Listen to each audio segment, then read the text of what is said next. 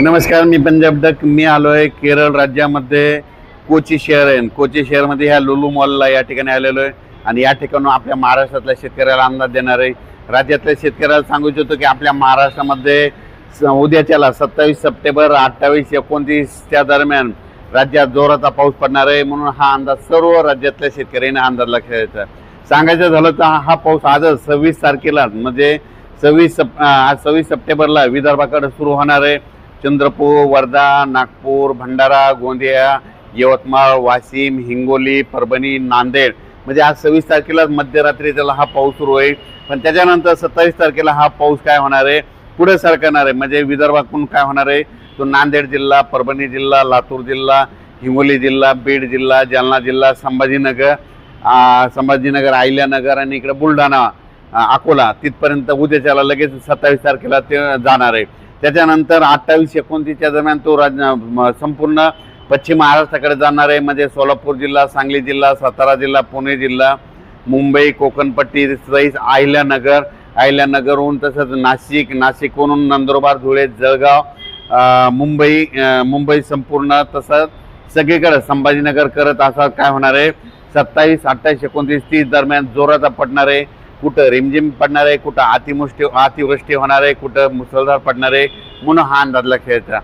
पण राज्यातल्या सर्व शेतकऱ्याला सांगू इच्छितो की आज दुपारपर्यंत ज्यांचं काही सोयाबीन काढलेलं असेल तुम्ही झाकून ठेवा. कारण की राज्यामध्ये आज उद्यापासून म्हणजे 27 सप्टेंबरपासून ते 2 ऑक्टोबरपर्यंत जोराचा पाऊस पडणार आहे. म्हणून हा अंदाज लक्षात. परत महाराष्ट्रातल्या शेतकऱ्याला एक आनंदाची बातमी, राज्यामध्ये पाऊस करण्याचा जोर म्हणजे ऑक्टोबरच्या दुसऱ्या आठवड्यापासून पावसाचा जोर ओसरणार आहे. पाऊस निघून जाण्याच्या तयारीत राहणार आहे.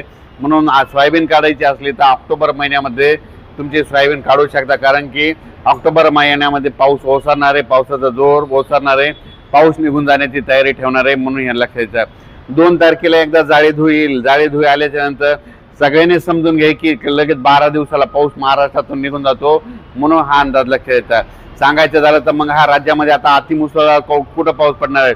माझी सर्व शेतकऱ्याला विनंती की तुम्ही काय करायचं की आता जे 27 ते 30 2 ऑक्टोबरपर्यंत जे पाऊस पडेल ते सोलापूर जिल्हा, लातूर जिल्हा, नांदेड जिल्हा, परभणी जिल्हा, जालना जिल्हा, संभाजीनगर, बीड जिल्हा, धाराशिव जिल्हा, सोलापूर जिल्हा, सांगली, सातारा, त्याच्यानंतर पुण्याच्या नंतर अहिल्यानगरहून मुंबई, नंदुरबार, धुळे तसंच कोकणपट्टी पूर्ण जोराचा पडणार आहे. कुठं अतिवृष्टी होईल, कुठं रिमझिम पडेल, कुठं मुसळधार होईल, कुठं काही ठिकाणी पेंडवालता पडेल, पण पाऊस पडणार आहे.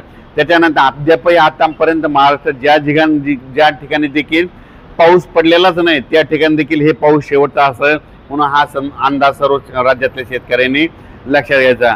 आणि तुम्हाला एक सांगू इच्छितो, मी एक कामासाठी आम्ही केरळ या ठिकाणी अभ्यास करण्यासाठी आलो होतो. तर केरळ राज्यामध्ये कोची शहर आहे आणि कोची शहरामध्ये आमचे नेव्हीमध्ये मित्र आहेत भोपळे. तर यांच्याकडे आल्याच्या नंतर आम्ही या ठिकाणाहून म्हटलं आपल्या महाराष्ट्रातल्या शेतकऱ्याला कोचून एक अंदाज देऊ म्हणून या ठिकाणी अंदाज देत आहेत. राज्यातल्या शेतकऱ्याला परत एक आनंदाची बातमी, ऑक्टोबरमध्ये सर्व शेतकऱ्याची सोयाबीन काढायला आले.